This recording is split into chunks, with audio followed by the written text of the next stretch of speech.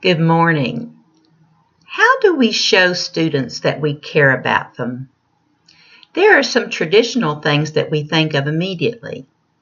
Doing nice things for them, listening to their problems, asking their opinion.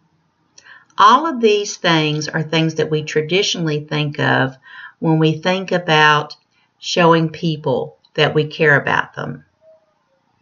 But the things I do at home to show my family that I care about them is not the same thing at all that I do with my students to show them that I care about them. So, what does this mean? At school, I have to always remember what is best for my students. What is best for my students is that they get the opportunity to learn the material. I'm a true believer that education can be the big change in a person's life and their future. So I always have that at the forefront of my mind. What is best for the students? I talked in the earlier video about the honeymoon period. And this happens because no one wants anybody to see their mean side. And a lot of teachers can't get past the idea that when they're correcting a student, reprimanding a student, or giving out a consequence, that they're being mean. But I want you to think about the fact that you might be being mean by not doing those things. It's a lot like being a parent.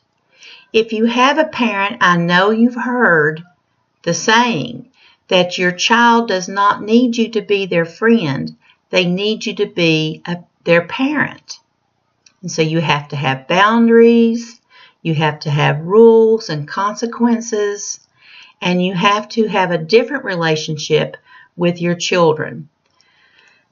Wouldn't life be great if we could just give our children whatever they wanted, whenever they wanted it? We could always say yes and never say no. But this would be terrible for our children. Life just does not work the way that we would like for it to. In the real world, if you let people get away with things, they'll just try to get away with more. Going back to the classroom, if you can apply this parenting knowledge, even if you've never been a parent, you have been a child. So if you can apply this parenting philosophy to your role as a teacher, it will go a long way.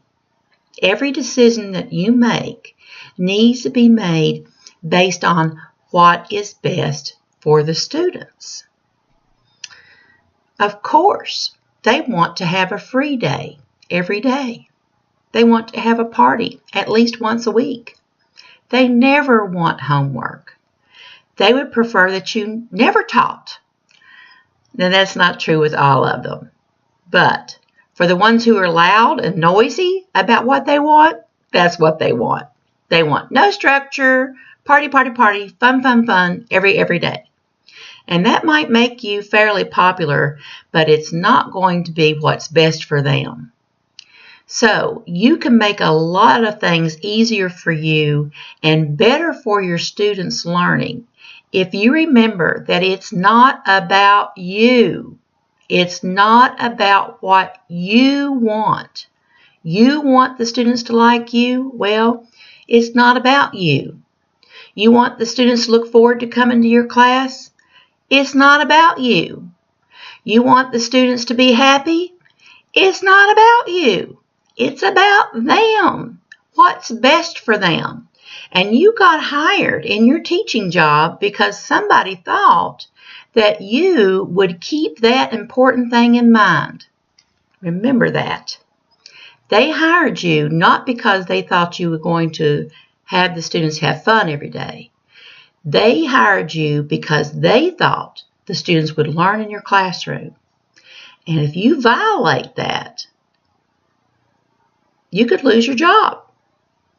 You need to remember what is important is what is best for the students. Have a good day.